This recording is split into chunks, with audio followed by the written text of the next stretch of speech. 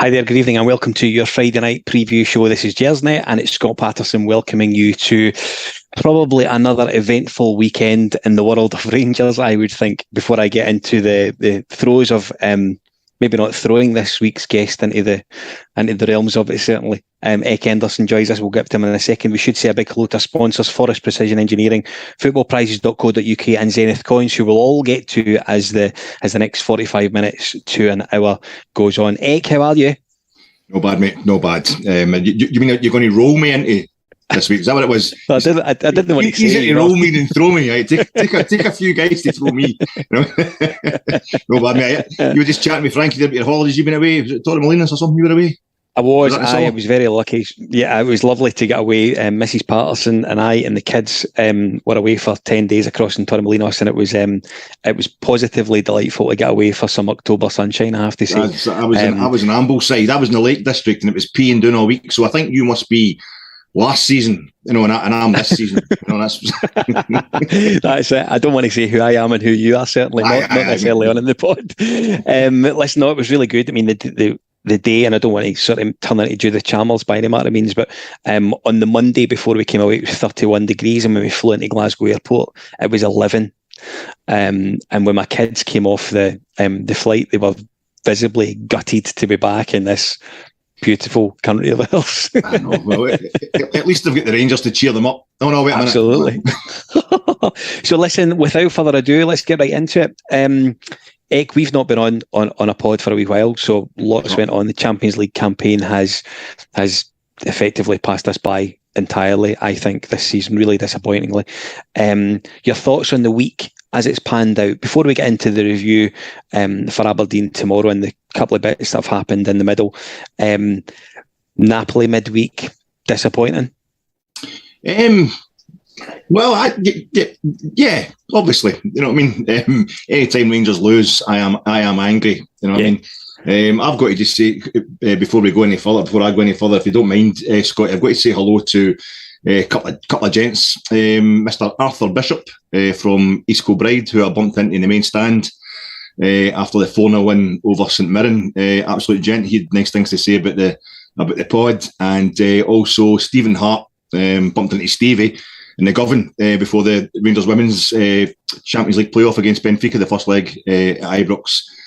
Absolute gents. But I've been trying to say hello to them for a while, but I didn't want to because I've been didn't want to include them in all these kind of bad pods we've had to do. You know, I didn't want to say, hello Stevie, hello Arthur, and then launch into a 50-minute, expletive diatribe. It wasn't very nice. So as far as I'm concerned, on Tuesday night's pod, absolutely dreading. It's not, I was in tears of anticipation at the thought of Rangers shooting into the Kop at the beginning of this campaign. There was tears of dread, hiding behind the sofa, as Colin was talking about before we went to Napoli.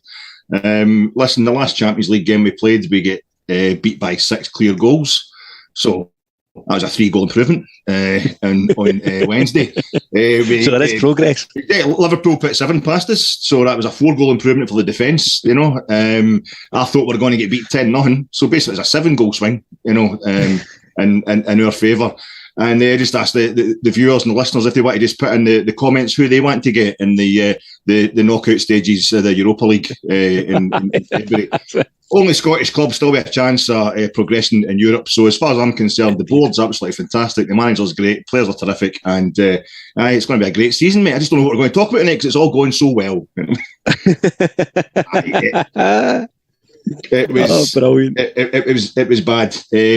But it's not as bad as we're anticipating. I think what happens a lot of time, Scotty, is know yourself, if you kind of set the bar low for your expectations, when you actually achieve the low bar that you've set, we're like, I hope we only get beat 3-0, for example. I mean, that was something that's actually getting mentioned by, I would take getting beat 3-0. We're playing a kind of cause célèbre of European football just now. We're playing a team that's absolutely red hot.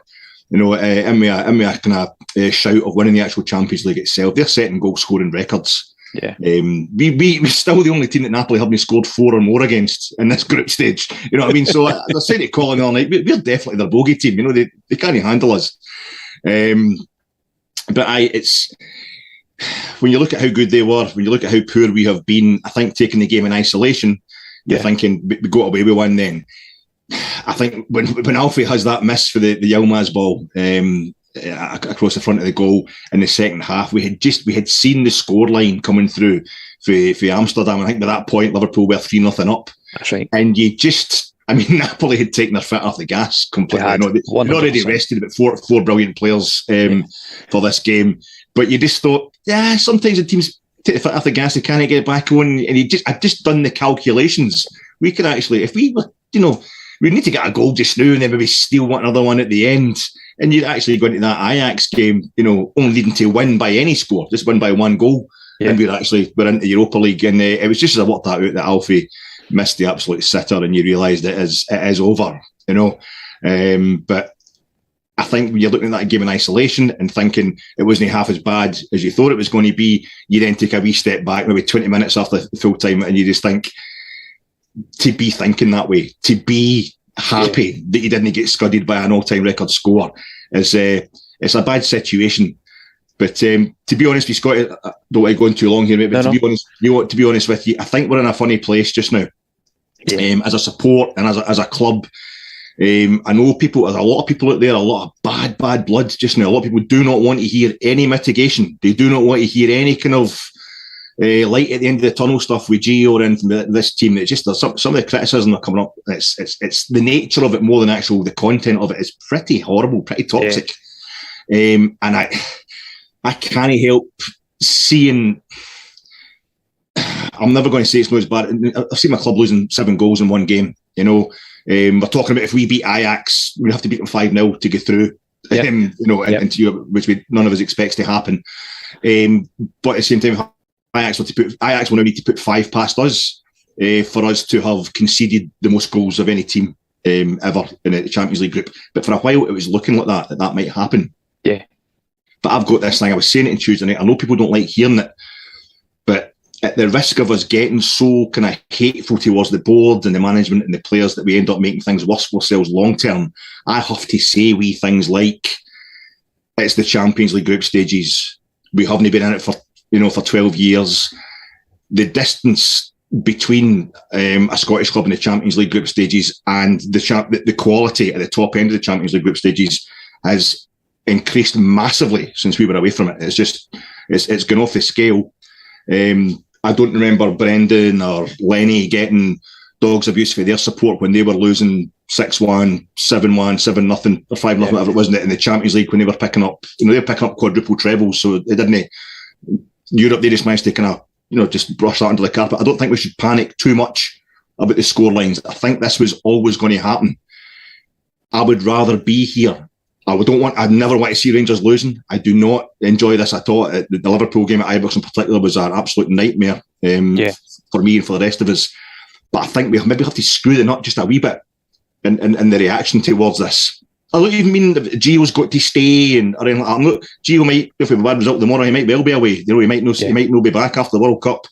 I'm not saying that. I'm just thinking the level of toxicity that's been expressed. I know we can't judge Twitter, as representing Rangers fans, but the level of toxicity it's getting to kind of dangerous levels. It's getting to kind of pre-Craig White levels, as far as I'm concerned. And I think we have to. I know folks don't want to hear this, but we have to remember where we've come from and how quickly we've got back to this stage.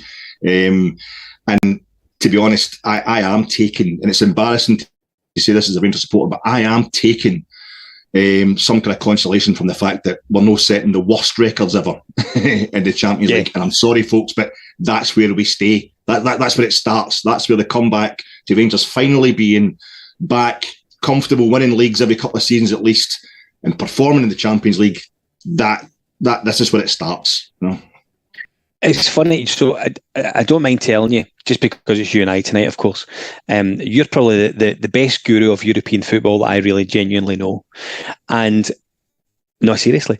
If we go back to May, when we get to Seville, right? And we know at that point, do you know what I mean? What that means? We're a penalty away from winning the Europa League. I'm not too ashamed to admit myself that I think there's a real underestimation of not necessarily our fans, but maybe European football fans on the gap between the top level, which in May was us, of the Europa League, and the jobbers, if you like, of the Champions League. And I think the reality is, whether you like it or not, I don't even know if we're in the middle, to be honest with you, Eck. Do you know what I mean? I just don't know where we fall in that hierarchy of Europa League, Champions League, and the gap is huge. It's a lot bigger than I ever thought it was. That's cosmic. Yeah, it's cosmic, mate. You're right. But basically, you just need to look at this whole stuff with the European Super League. These clubs have been pushing for this for years. I've seen it calling all night, and he knows as well as the rest of us that Rangers were part of starting this, the whole Champions League thing. Yeah. You're right there at the beginning, the whole monopolisation of being at the big table in European football. As I said on Tuesday, it's merciless. If you fall out the loop, you don't get back in. They don't care about getting you back in until you've got the money to do it. And that money these days is basically, Gulf states are having to fund Champions League challenges these years. So we've found out that I think there's been a lot of confusion because we've now got 3 European trophies that are all leagues, 3 European leagues. I think the wording of that and the fact that there's promotion, it's kind of integrated. I think it tempts people into thinking it's not like the old days that I remember with the European Cup. Then you had the Cup Winners' Cup and the UEFA Cup, yep. And they kind of circled around. They kind of orbited the kind of sun or the kind of moon that was the European Cup, and you never really knew what one was the second best tournament. Aye. And the UEFA Cup got all the second, third, fourth place teams in all the big leagues, so it sometimes had better quality, in terms of numbers of quality than the European Cup. That's all dead. That's all over. So because you think you can get promoted for the Conference League into the Europa League, and because you get promoted to the Europa League into the Champions League, people think that means that you're then ready to go up to that next level. You're not. You're just not. Rangers, though, I personally don't think we could have done another season in the Europa League. Don't get me wrong. I would more than happy. We needed to do it via the Champions League. Finishing third would be a massive achievement. It's gone now more than likely. But so, see, when you say that, Eck, can I just, sorry to interrupt, but do you mean from when you're saying we couldn't have done another season in the Europa League, are you meaning from a football perspective or a business perspective? Because we're very aware of how different they are. So financially and from a business perspective, this campaign in the Champions League's been great because James Bisgrove's made loads of money for the club and the club have filled the coffers. From a football fan perspective, guys like you and I who are going back and forward to watch the games, it's been rotten because we've been pumped 5 games out of 6. And potentially another pumping to come next week. So I'm curious to know what you mean when you say maybe we couldn't have not sustained, but another season in the Europa League might not have been great for us. From a footballing perspective or a business perspective, where do you take that? Both. We've kicked the arse at the Europa League, and it's been the most fantastic experience ever for me as a Rangers supporter who loves European football. We all do, but it's the run, the continuous quality runs. For them in the bounce in the Europa League has been great, but we really kicked it. We're basically a penalty kick away from winning the thing last season. We've taken it to the max, and I think to go back into it this season would have been a sense of anticlimax.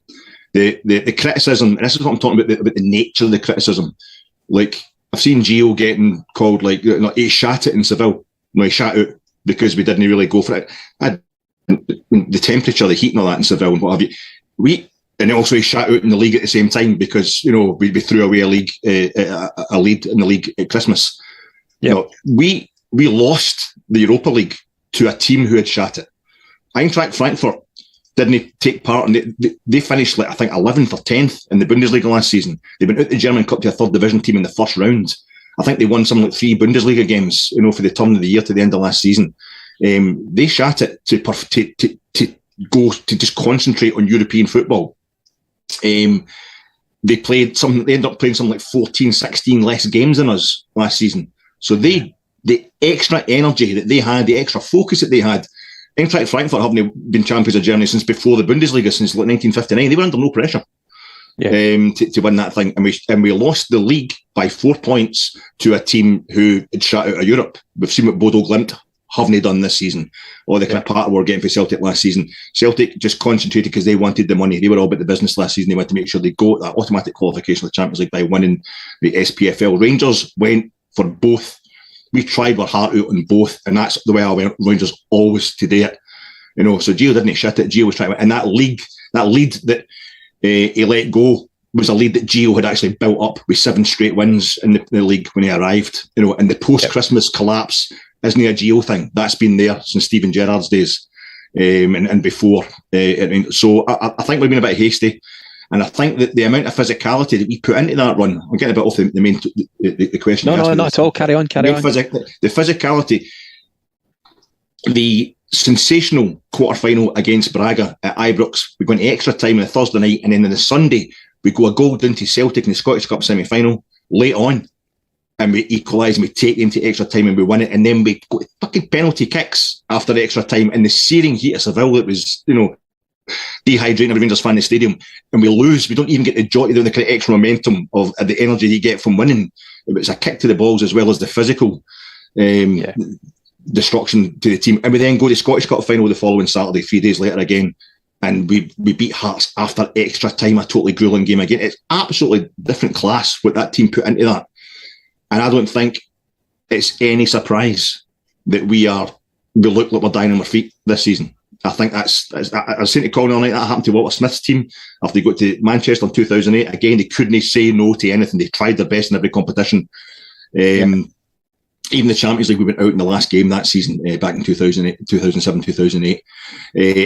I think it's trying on every front, which is what I want Rangers all to do always. And I think this season, when it comes to the Europa League, we've done that. We've been there. We need as a club to move on to a different competition. So we were all very big on we don't do walking away, back in 2012. Well, we don't do walking backwards either. We've done the Europa League. We need to move on. We got ourselves to get into the Champions League at all. We were celebrating it like nothing else on earth when it happened. It was a magical feeling. It was another catharsis from 2012.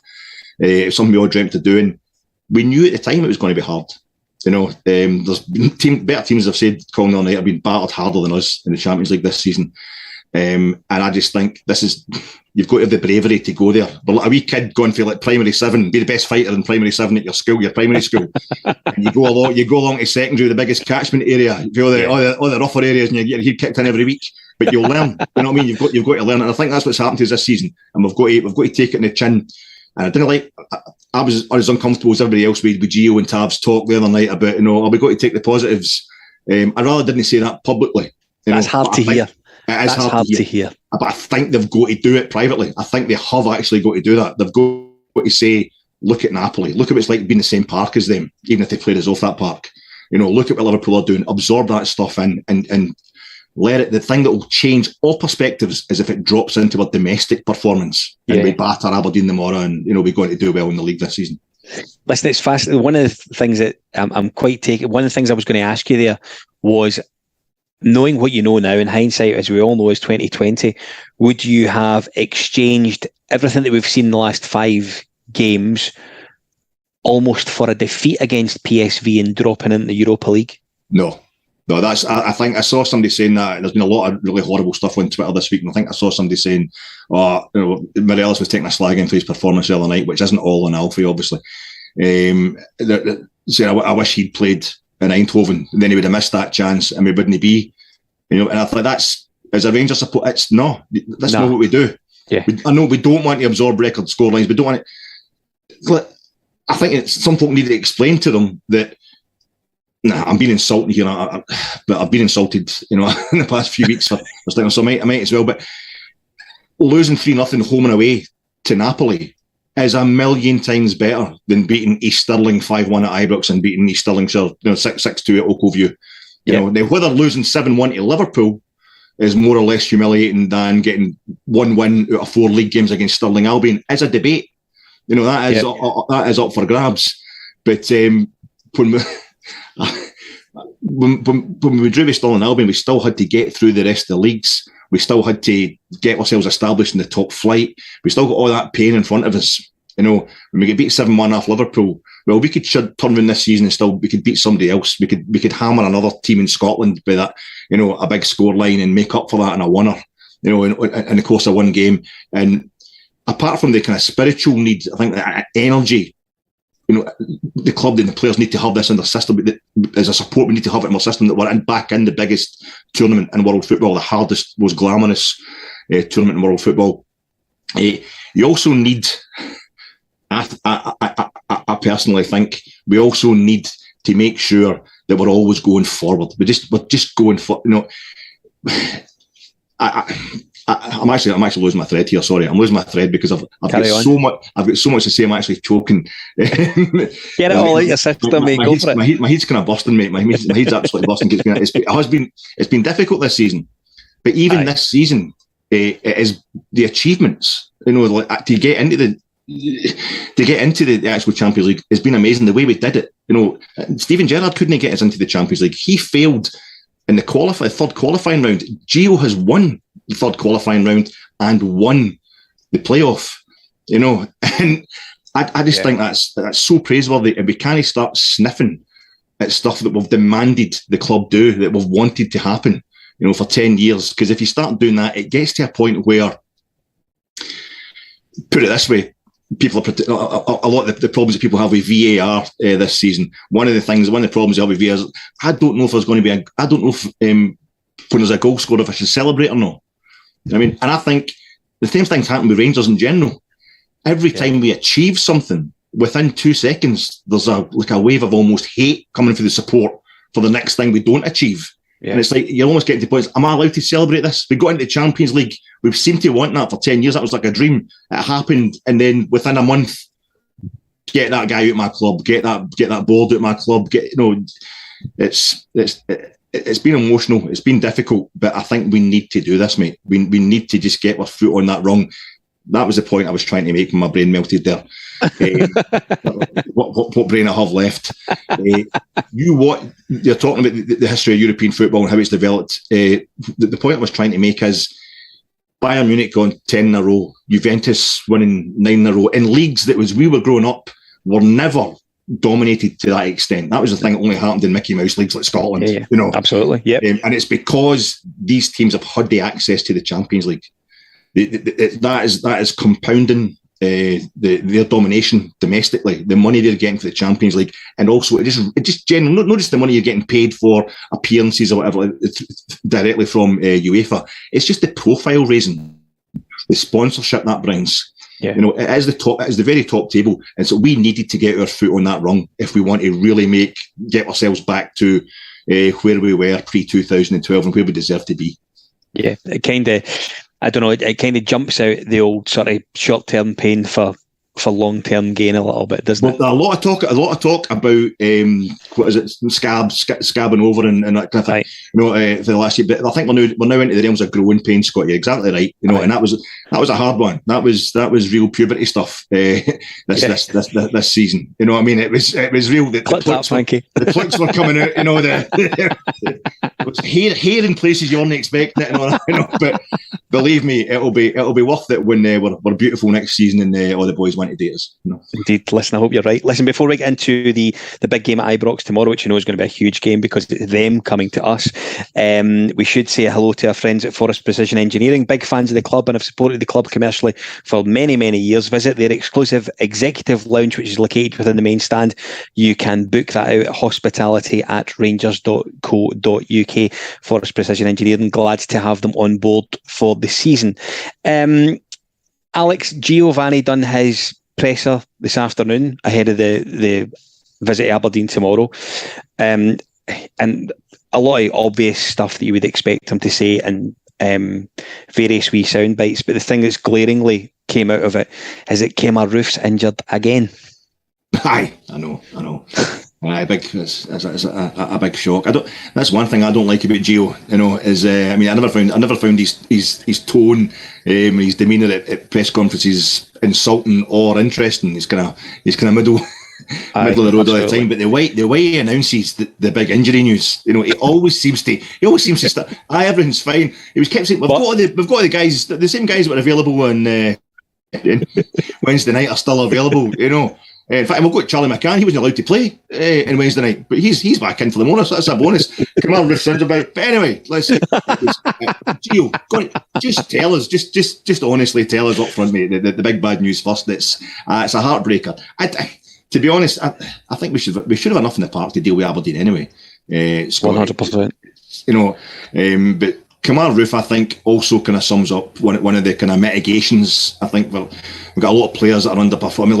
The other night with a guy, we think we're getting beat 3-0 by Napoli. We've got a boy who's been off with cramp because he's been overplayed. He's 18 years old, and then up front we've got a guy who's 90 years old, towing a caravan behind him. He can't hit, because he's getting played enough, and in the middle of the park we've got a kind of stocky, half ginger scouser who just I don't know, is he trying to kick folk because he wants to get sent off, or is he actually the best player we've got? He seems to be our entire midfield just now, John Lundstrom. He does, absolutely. And I think Ben Davies and Connor Goldson, what could have been, they were shaping up with a couple of games that it looked like the two of them were just going to form the greatest central defensive partnership since Butcher and Goff. And the injury to Goldson, is competitive. We have to take all these things into consideration when we're looking at the Champions League underperformance, definitely.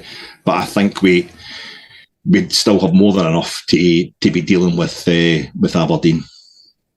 Aye, I mean, listen, you raise, you bring up Connor Goldson. I think, and I'm a big fan of Goldson. I don't think I truly understood just how much we were going to miss his leadership, his organisation on the pitch until you miss him for a couple of games.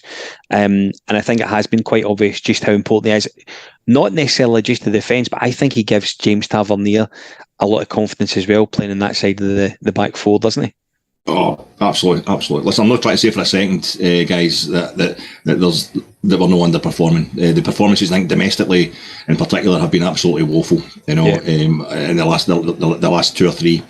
And we also, but we had that. I think the only thing, Gio, I'm going to keep talking in general terms because everybody's talking in general terms this week. Absolutely. The only thing Gio has done that is unforgivable for me, that is out and out unforgivable, is being 3-0 down at Parkhead for a second time. Even Correct. The first time, he trusted his players. He didn't know the extent of the kind of post-Christmas problem at Ibrox. Which is getting. Do you think the fans will ever see by that, Eck? For Gio? And I'll tell you the reason. There's a reason why I ask that, because it obviously finished 4 that afternoon at Celtic Park. However, they were identical.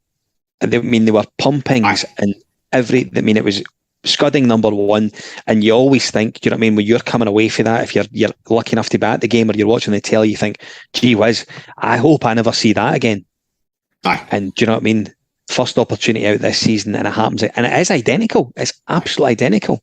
And that's, I've got a few theories as to what I think we all do. We have a few theories, mine are as half-assed as anybody else's about what the problem could be. I just don't see how Giovanni van Bronckhorst can take us to a Europa League final and put in the performances that we all saw. Some of them featuring Kamar Roof. I think that's and then suddenly be the worst manager in the domestic scene. Overnight. Suddenly be like the disgrace that he's getting called, that he needs to be hunted. I think it's basically, if we don't do the business tomorrow and in a bit of style, that's kind of it. Yeah. I would imagine. Aye. I'm not trying to shy away from that. I'm just trying to say, I think our overall attitude as a support maybe needs to change a wee bit. We need to take on board what could possibly be going wrong. Our recruitment, definitely a problem. I think you've also got a lot of players who've been promised moves and been promised, as I was saying to Colin the other night, they've been promised that they're going to be idolised if they achieve 55, if they were to get us to a European final, if they were to get us into the Champions League. And they're getting booed when they drop points against Livingston, the same as we did during the 55. We drew 2 each at Easter Road. We drew with Livingston earlier on in the season. We didn't get pumped off Celtic, but it's no. But actually, the results we're registered aren't that different. It's the performances that are the problem.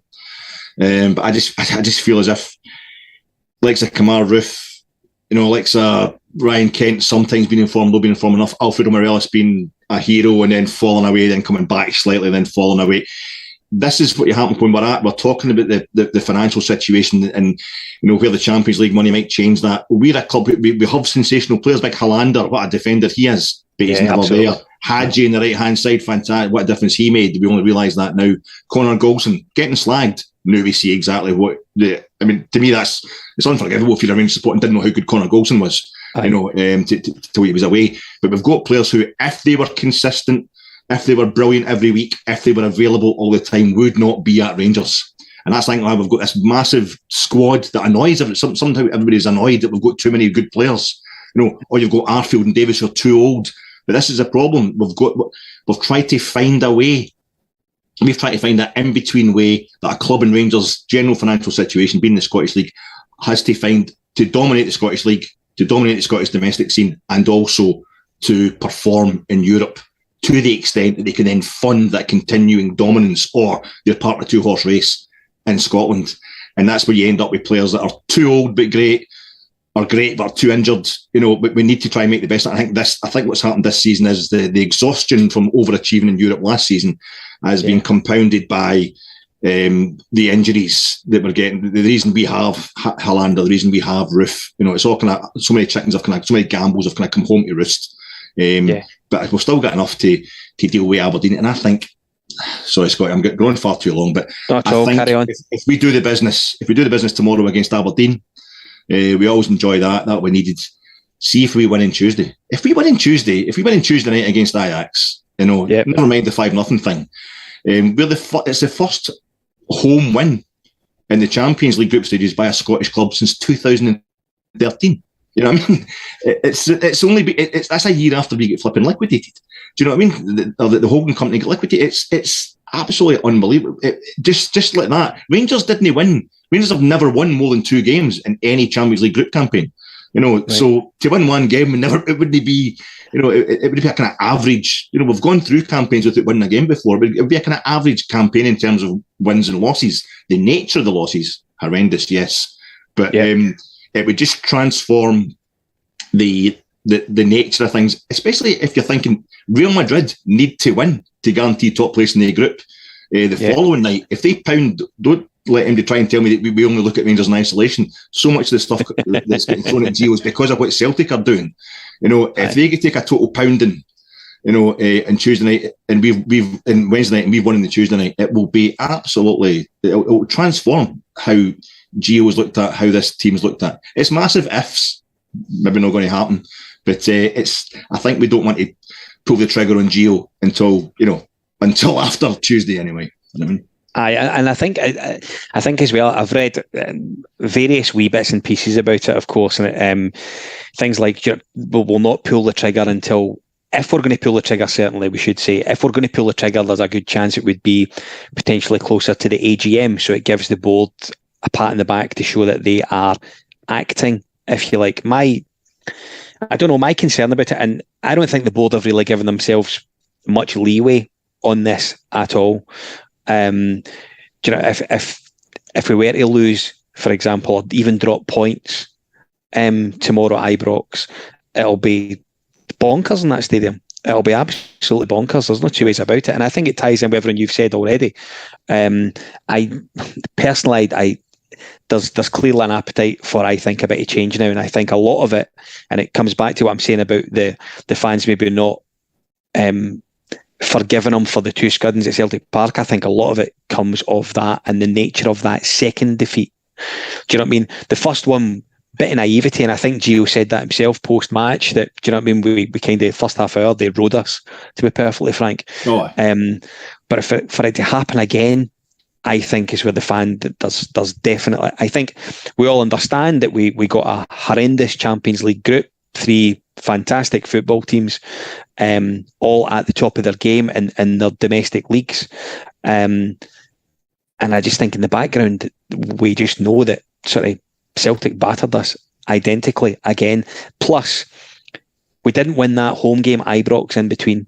And I sometimes think that is missed as well. That the Aaron Ramsey game when he scored early doors. Oh, aye. I think that was an opportunity. I think if we had beaten them at Ibrox, it maybe gives Gio an additional token to sort of see through this period that he's going through now. He's on a sugly nail, I think. I've said it before. And it's, the thing I don't like seeing, and I've got my own sort of opinion on whether he should stay or go, but I do think there's people that are almost waiting on a bad result. Oh, that's you've touched on the. Listen, that was as I say, that's for me, the losing at Parkhead in that fashion twice was unforgivable. Yeah. But here I am, kind of forgiving him. I don't know. It's not about Gio himself. I think it's more about the general attitude around it. They need to just get rid of somebody. I'm not 100% sure that Gio is actually the problem. He's got this kind of guidance counsellor demeanour just now. Which is annoying me. It's annoying everybody else. But it might actually be what's needed. This whole talk of, we've got to take the positives and what have you. The players don't look like they believe it. Gio does look like he believes it, which is probably more concerning. But I think what he's at, I get the feeling that that's what makes me think the players are exhausted, and he knows it. He knows the injuries, he knows what he's got to deal with, and it looks like he's almost just trying to kind of cajole them through that. The other night, I felt like a dirty traitor watching Napoli because I was actually enjoying watching them. Do you know what I mean? But they were really good. Come on, through gritty teeth almost. You know what I mean? That kind of Matteo Politano, who he was fantastic at Ibrox as well. I mean, he looks like me. He just looks like one of you kind of, he's been to the kind of artisanal tattoo parlour. He's on the sunbeds. He does a bit of manscaping, and he's called Jazzer, and he plays in the west of Scotland. He just looks on. Jazzer, Scully, go inside. He just looks like one of the kind of junior football players, but he's he's different class. There was a whole talk about Yilmaz being a prospect, not looking the part, but I think he get his arse handed to him defensively for the first half. But what I was really enjoying about Napoli was their endeavour, the way they were working for everything. That's why I don't think they'll actually win the Champions League, because if you can see the joins, if you can see the effort they're putting in, like Man City and Bayern Munich, they work as hard as anybody else, harder, but it's so smooth, it's so kind of sleek, where you can see Napoli actually battering about and getting into place to start another attack again. And but I was enjoying that because it's so long since I've seen it for Rangers. Do you know what I mean? It's so long since I've seen that level of effort, and I'm sure it must be because they don't have it in them. If they're actually trying to work their manager out a job, I don't see how as professional footballers you would dare underperform against Napoli. You might get it doing, but then they get beat 7-1 off Liverpool, and it did look like they chucked it. So I don't know if they're just exhausted. I don't know if it's a part of me can't help thinking maybe it's that they can't handle Ibrox. They go from this, it's really kind of, it's bipolar almost, this kind of the greatest night of all our lives against Leipzig. The place is rocking. Ibrox European night, absolutely amazing, fantastic. Winning, to getting booed off at half time, last week against Livingston because you're 1-0 down, but you get the whole half to retrieve the game. I think a lot of foreign players, non-Scottish players, and younger players especially, will only understand that. It'll mess with their heads, and maybe they want away. But we've got a lot of problems, but I just feel as if it's worth the next two games just to find out what happens. I don't think if we get beat off Aberdeen tomorrow, I don't know if the board are ready to pop, ready to get rid of them on that. But I think if we get a pounding off Ajax, if we don't take at least a point off Ajax, I think that could be it. What is it you're thinking yourself, Scotty? What is your opinion? You want Gio gone? So, I've got to be honest. I think it's really difficult. I think he looks like he's struggling at the moment. I think he looks like he's finding the role a bit of a challenge. I don't think he's dealing with the pressure particularly, but I think he's got issues with injuries, left, right, and centre, as we know. I mean, he's got a team worth of injuries in the background, but there's definitely there's bits and pieces that haven't been dealt with properly under his stewardship. Now, if you take aside the Celtic games, the goalkeeper situation wasn't dealt with properly in the summer. Now, my own personal opinion is that McGregor should be the number one because I believe he's the best keeper we've got. However, there's a real argument that both him and McLaughlin should probably have been replaced in the summer. We give a new contract to Robin McCrory, which seems a bit bizarre, and he's nowhere near the starting 11 against Dundee a couple of weeks ago. Strange for me. We didn't sign a right winger again in the last window, and the midfield are gasping for air every time you see them. You refer to John Lundstrom earlier on, which I fully agree with. He is the midfield just now, regardless of who's playing beside him, whether he's got Jack behind him, Davies behind him, Arfield to the right, Tillman to the front. Lundstrom is the midfield, and for as long as we continue to rely on one man to pull the strings to the extent where we expect him to do against the quality opposition he's playing against, we're not asking him to pull the strings against Ross County and then Celtic and then maybe a Scottish League Cup game. As we know, it's Napoli, then Liverpool, then Aberdeen, then Ajax. These are the guys that we're expecting these guys to go toe-to-toe with on a weekly basis. So that the challenge is greater than even they've experienced before. I think people forget that Lundstrom came for Sheffield United. Did they come for a big team in the Premiership? Very, very good player. I'm a big fan of him. Has he been at it this season? Probably not, but he's not alone. I mean, I think you only need to look at our captain, for a guy who you hear regression's been used a lot this year, Alec, and it's not a word I like to use, but I think Tavernier being the captain, I mean, you never want to say that about your captain. You never want to say that the Rangers captain has regressed in such a short period of time. But looking in, as we do supporters, and we're all fantastic analysts of the game before, after and during, but Tavernier he's absolutely struggling, and he's not the player he was towards the end of last season, and indeed gone into that cup final in May. And it's a double bind with Tav, because as a captain, he leads by example. Totally. He's not an exhorter, he's not a bully, he's not one of the kind of guys whose his game is all about pitting the boot in. We know that really happens in the modern level that we want to play at. So when he's not leading by example, when he's not got those slaloming runs going forward, it's he's giving the ball away. I think I saw Frankie tweeting that during the game the other night. He's giving the ball away so often just now, and it's almost like because he's not got the freedom to run. It reminds me of when we used to try and play Stephen Whittaker at fullback. Sorry, it reminds me when we try and play Stephen Whittaker in midfield. Because he's so skillful. He could work in midfield, but Whittaker needed that running start from the fullback position to get his groove going. And not to be playing against David Templeton. There's that as well, mate. Aye, that's true. But I feel as if you're absolutely right. There's so many things. It's cognitive dissonance. There's I've a lot of stuff with Queen's Park Rangers just now, Michael Beale and, Balogun's doing well in there. Lee Wallace retiring as a QPR player. I got a lot of links with QPR just now. I've never actually seen them, but I was doing it in London, and I couldn't get into Loftus Road for a tour event, so I went into a club shop. And above their shelves, they'd just done up the club shop with kind of quotes. Part of the decoration was quotes for famous QPR players, and I don't know if it's Stan Balls or somebody. There was a quote, and it said, "Every time I pulled on the hoops, I was so proud to be a Ranger." And I was like, "Fucking what?" I stood like, the hoops, that's crap. Ranger, 3 years I was stood there before I get thrown out, trying to work out what was going on. And I have not experienced that level of cognitive dissonance until this last month. Because I can get an argument on behalf of everybody. I get an argument pro. I can see why Alfredo's, as Alfredo, he's just not get the attitude versus he's just not getting the game time, for example. And Tav, you still hear that thing. Tav's not a captain. Well, we had that for a couple of seasons with Tav when we first get back into top flight. This isn't the championship. He's not good enough for this level. And then what he did last season, and scoring the first goal against Dortmund and Dortmund, scoring the 2 goals against them at home, scoring the first goal against Braga, against Red Star Belgrade. Just absolutely magical last season. And what he did during 55 season, setting the best, helping, being part of defence that set a British record defensively, and all the goals and assists he had as well that season. Absolutely different class. So to see him struggling just now, you're thinking, has he got another comeback in him? Well, we're all convinced he's injured. And he's lying about it. He's been told to lie about it. And I'm actually worrying if there's been a style change, there's been a tactical change. He's been told not to go forward, and he doesn't know how to do that.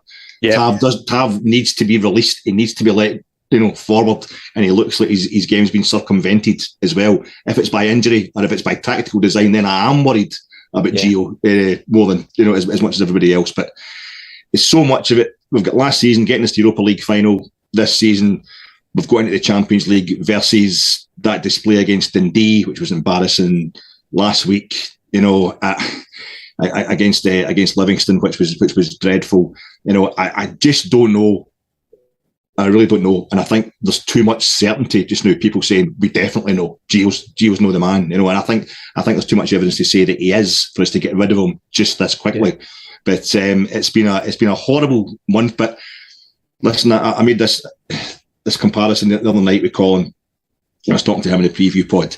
Every single competition that we've got involved in for the first time since 2012, we'll be back in that competition. We've had an embarrassment, a massive embarrassment, but we've kept going, and it's worked out fine in the end. It's turned into, getting put out by Progress Niederkorn in Europe ends with us going to Seville, and where embarrassments in the Scottish Cup and all that end up with that great day last week. Our embarrassments getting humped off Celtic in the first 2 seasons back in the top flight. Well, they couldn't beat us in 5 games during 55, which we won unbeaten. So the Champions League for me is not the problem. Getting embarrassed in the Champions League is just the way it's been as we climb our way back up to the top. I think if we want to get rid of Gio, we need to look at the domestic situation. and focus on that. And tomorrow against the great Aberdeen, with our one League Cup in 20 years, if we don't stop them, who else will? Absolutely right. They're settled out their allocation because they're just a kind of winning type of club, It's just a bunch of petty bastards who've got one team that they like to play all season. I think tomorrow it's absolutely massive for Gio. There's no getting away from that, And if we can't get a performance against them, I think the writing is on the wall. Do you know, I have to say, I mean, I want to break into what Frankie's directing in the background across our YouTube channel. And he's put up the forecast team from the group for tomorrow, which we'll do in a second. The thing that I find quite hard to believe, and it comes back to where I think the board have left ourselves almost with very little wiggle room, if you like. If we get beat tomorrow at home, God forbid, he then takes the team on Tuesday for Ajax, and do you know what I mean?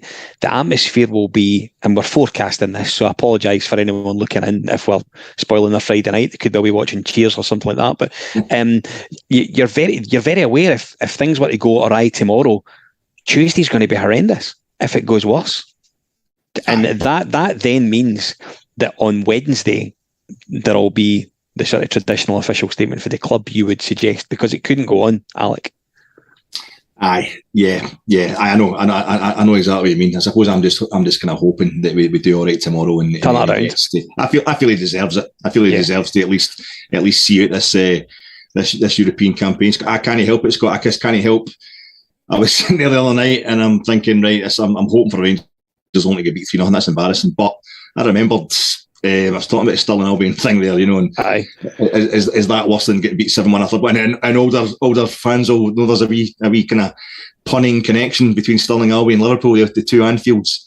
It used to be in Scottish football, but when I was watching, they beat us in the Fourth Bank. Remember, they beat us at Fourth Bank the first time we met them that season. So I was at a wedding in Stirling University grounds that day, and I got one of the guys whispered, he goes, "You're not going to believe this, but McCoist's team have got beaten along the road," and I thought it was a piss take, and I ignored them for the rest of the night. And I remember falling into my bed at night time that night, and I jumped on my phone and I was like, Jesus, suffering, how bad has this got?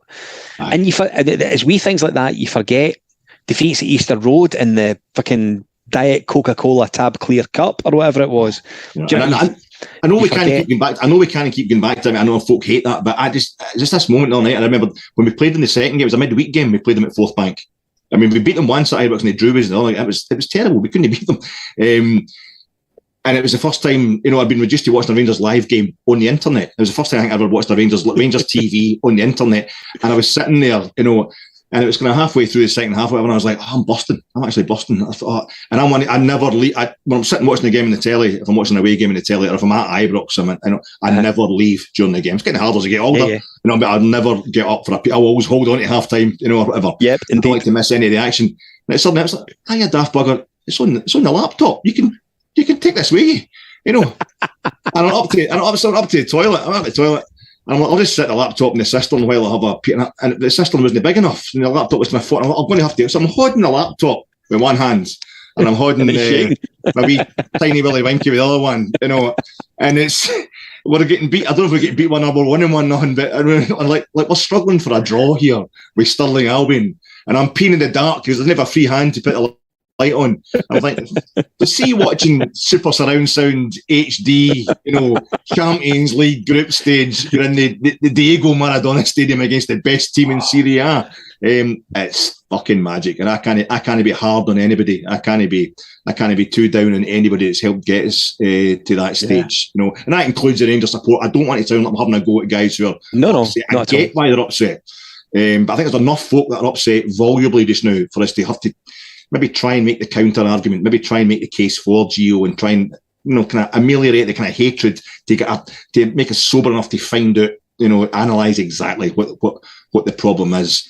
And I think tomorrow, to be fair, if the players don't do it for Gio, then we know he is, if not the only problem, he's definitely such a major problem that like you say, he might not make it to Tuesday night. Aye, absolutely. Listen, Frankie reckons the team for tomorrow: McGregor, Tav, King, Davies, Ridvan at left back, Lundstrom holding, 4 ahead of him, Sakala, Arfield, Tillman, Natondo and Cholak. Agree with that? Any tweaks you would make to that? See, to be honest, I think I'm actually past the point, Scotty, of even... Well, nobody can predict a Geo team anyway. We can't predict a Geo team of late anyway, you know. And even Ridvan, for me, he's part of the whole kind of cognitive dissonance thing of just no. I mean, it's typical that we're up in arms because this boy's not getting a game. Like, we'd never seen playing for Rangers anyway, so we didn't really know how good he was, but we could see that Borna Barisic was having a good season. You know, so that was kind of like, well, we can't really give Gio Hartley for not playing this guy when the other left backs playing so well. But typically, of course, that's me being an old man because David Fraser and Patrick Caskey were on, I think it was the Sunday night show a few weeks back, and they took Borna to pieces and made me feel like such an old man. It was forensic, but they were spot on. These boys watched the game properly, you know, and they basically explained to me why. I wasn't on the show, but just when I was watching it, they explained to the likes of me why Borna wasn't all that. And I think last Saturday with the 73 crosses into the box that went nowhere, I think we saw why. And Ridvan, again, a bit like Borna, not a sensational defender, certainly not the other night, but it's all about him going forward. It's all about the line breaking thing. And he's definitely good at that, and he's got a wee bit. You can see he's a wee bit of attitude about him as well, a wee bit of chutzpah that we need just now. We need a bit of kind of go ahead, kind of gameness for somebody, you know. And that's why I can't help think the team are knackered because there's just nobody kind of standing up to it. So, whoever they pitch in the park tomorrow, there's going to be good. There's going to be good enough to beat Aberdeen. You know what I mean? So I think the third time in, you know, about four games that we're playing the third place team in Scotland, they keep finishing. They keep getting to third place then coming to play us. But Aberdeen they've cuffed the teams. They've cuffed like St Mirren, and I think they've beat Hearts at Pittodrie, and they gave Livingston a 5-0 down, I think, at Pittodrie. So aye, absolutely. Jim Goodwin, I mean, again, like he's a winner just like Aberdeen. He's won the League Cup as well, you know. So as a player, so they're a great League Cup team, Aberdeen, and we'll really need to watch it, or else they might go on to dominate Scottish football like they always do every time they beat us, you know. I think we're going to have enough on the park. I'm not saying I don't care who plays, but I would even give Alfie another go again tomorrow, maybe with Cholak, you know. But they've got to want to do it, you know. There's enough. They've got enough about them, you know. Even if they are all knackered or whatever, to beat Aberdeen. And if they don't, then they don't want it for whatever reason. And Gio will bite the bullet. Before I let you disappear into Friday night time, I should say a lot of friends at Zenith Coins, who are of course pulling together the unique gold-plated Rangers collector coin. Really cracking to look at, I have to say. They've got 5 in total. They've got one for the Founding Fathers, one for Ibrox Stadium, one for 1972, the Barcelona Bears, a 9-in-a-row coin, and a coin that celebrates the 55th League Championship win. If you can check them out, I recommend you do. All the w's.zenithcoins.co.uk. Jump on and have a look. Ek, thanks for joining us tonight. Well done. Absolute pleasure, Scotty. Thanks for having us. Listen, it's great being on. I knew when I asked you the European football question, I could have went downstairs and just left you to it. I mean, and I think that's what most of the folk were probably doing that were listening. They probably just went downstairs and left me to it because I talk so much. You get me started in the European stuff, the stats and that. I end up I get myself in such a kerfuffle that I don't make any sense. But it's the 1972 European Cup Winners' Cup winners against the 1983 European Cup Winners' Cup winners tomorrow, and then we're playing the 1987 European Cup Winners' Cup winners on Tuesday night. So have that one before you go, mate. Can't wait. Listen, it's always good to have you on it. Good to see you again. Very well done.